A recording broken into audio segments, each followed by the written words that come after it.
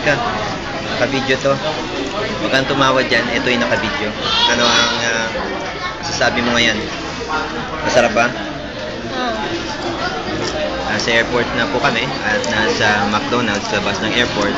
At sila ay pabalik na sa Indonesia at mag-aaral na sila doon. Ang itong kasama ko dito ay yan, makakain ng chicken. At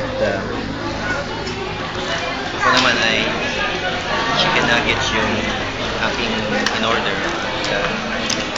Hindi pa ako nagsimula. So, kaya muna kami. Ayan.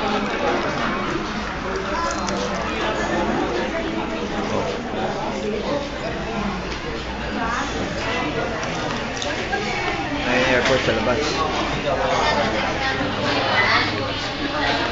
Okay, bye. God bless.